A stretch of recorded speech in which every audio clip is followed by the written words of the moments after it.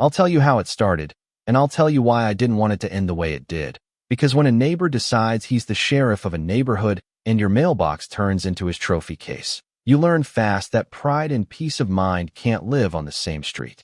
The first week I thought I'd misplaced things. The second week I blamed the carrier. The third week I stood at my window with a cup of coffee going cold and watched a man in a black vest hover by the mailboxes like he was clocked in. He wasn't law enforcement, not a courier, not even a security guard, just a board member from the Homeowners Association who liked to be called Captain Dale. We live in a cul-de-sac that looks like it was poured out of a catalog fresh siding, polite lawns, quarterly newsletters about pet waste, and holiday wreath sizes. One of those places where the HOA rules read like a short novel and the board elections feel like a high school campaign with less charm. I moved in because I like quiet, because my wife, Nora, likes to garden, because the dog likes to zigzag the sidewalk in the evenings while our son, Teddy, tries to count all the porch lights that flicker on at dusk. Small reasons that add up to a life. Then the mail started vanishing and the small reasons got small enough to lose. The first thing missing was a birthday card from my sister, which mattered because she's the kind of person who tapes a gas card inside and draws a smiley face with too many eyelashes. Then it was a bill that reappeared online with a late fee I didn't deserve. Then it was a little box of a part for my workbench that I didn't need urgently, but couldn't replace without logging into 3 websites and cursing. Then it was nothing because nothing arrived at all. When I asked around, neighbors shrugged or made that face people make when they want to be helpful but also want to get back to their day. I heard the post office is understaffed, someone said, and another neighbor whispered that porch pirates have evolved, like we're living in a nature documentary where thieves molt and adapt with the seasons. I tried to be reasonable. I called the local post office and filed a report. I set up my old phone in the window facing the boxes, and it gave me 37 shaky videos of joggers and 1 crisp clip of a kid on a scooter, but none of it caught the exact moment that mattered.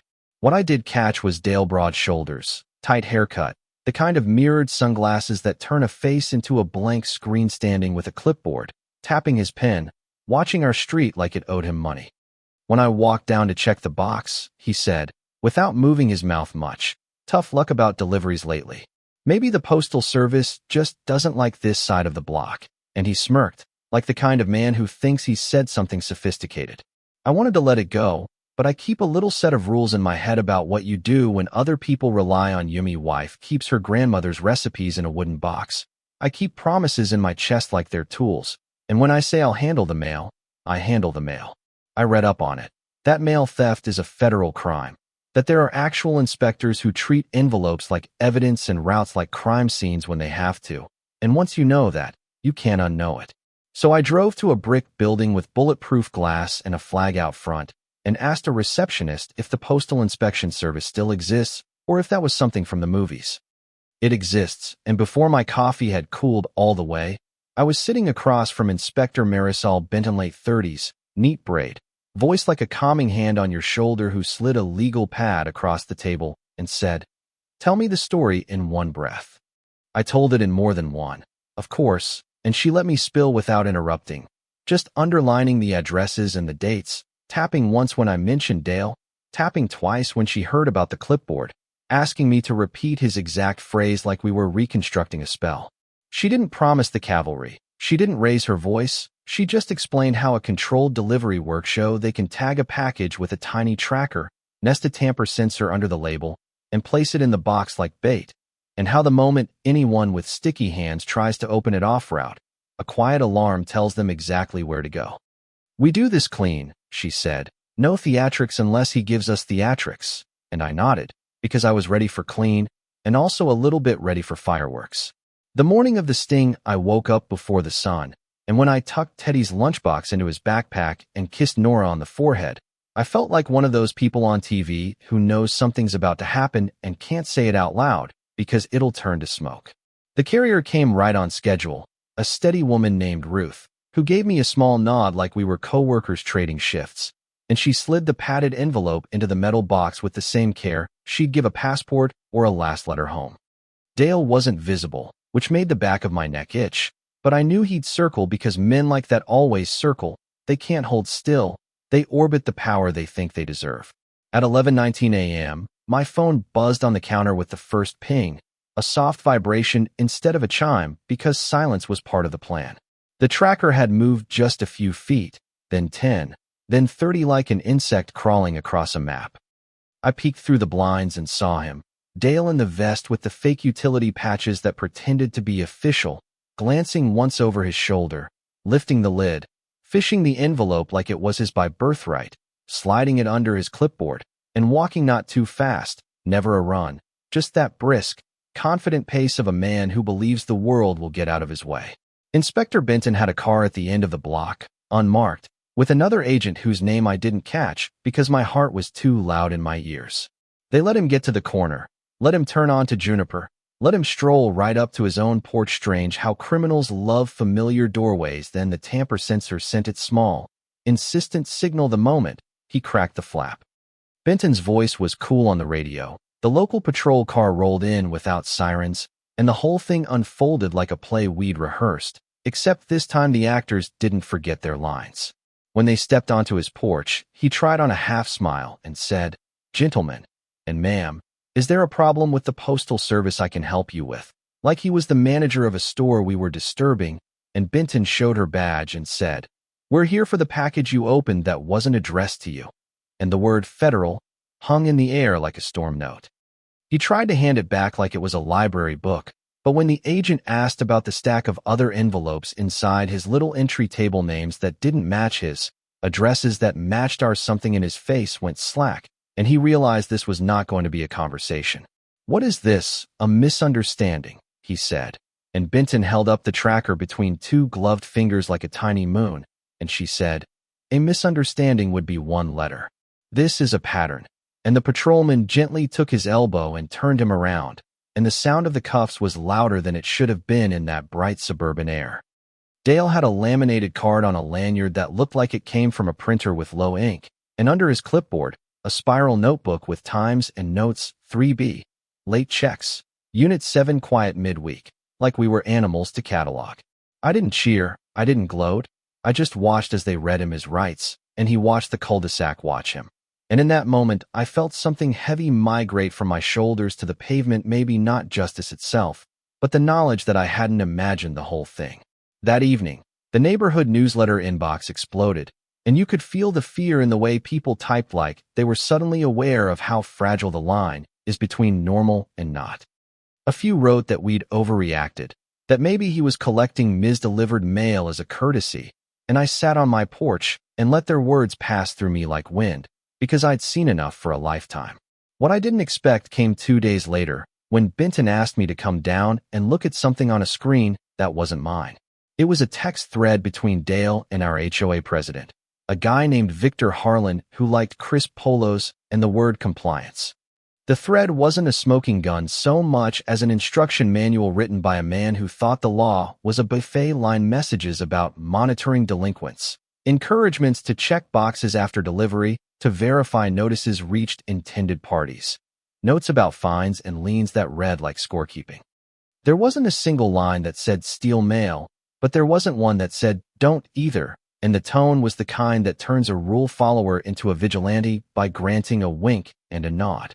Benton is not theatrical, but even she sighed at the audacity, and she told me what might happen: how conspiracy isn't always a villain whispering in another villain's ear, how sometimes it's a leader drawing a circle in chalk and someone else stepping inside it, how responsibility doesn't evaporate just because a person loves power more than clarity. She didn't promise indictments, she promised process, and that night I sat with Nora at the kitchen table while Teddy fell asleep on the couch with a comic book on his chest, and we decided that silence wasn't going to be our family's contribution to this place we call home.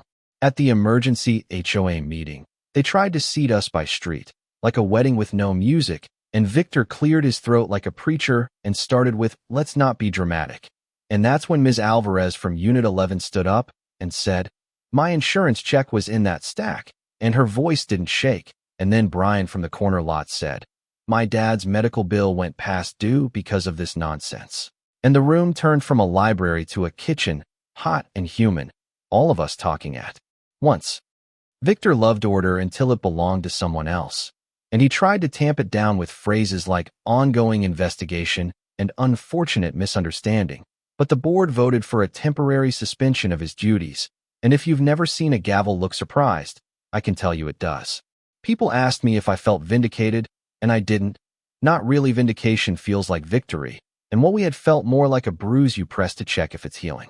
I'm not a crusader. I'm a man who loves his family and pays his dues and wants to believe that when you put a letter in a box, it goes where the stamp says it should. I told Victor, when he finally drifted toward me in the parking lot after everyone had gone, that authority without guardrails is a toy for grown children, and he smiled that bright politician smile and said, "We all make mistakes, neighbor." And I said, "Mistakes don't come with a ledger." Dale is facing charges now, and the paperwork reads the way that paperwork always reads: numbers and statutes and words that condense a messy human mess into tidy lines. The inspectors did their part, the police did theirs, the board is trying to rebuild, and the mail arrives every day with the soft, satisfying sound of metal on metal, a sound I didn't know I missed until it came back with its dignity. A few neighbors still wave like they're not sure if waving is the right thing to do. A few stop to chat longer than they used to. A few bring brownies, as if sugar can sweeten a street's memory. On the morning the first of the court dates was posted, I walked our dog past the boxes, and Ruth the carrier lifted her hand, and we shared a look that said a lot without saying everything.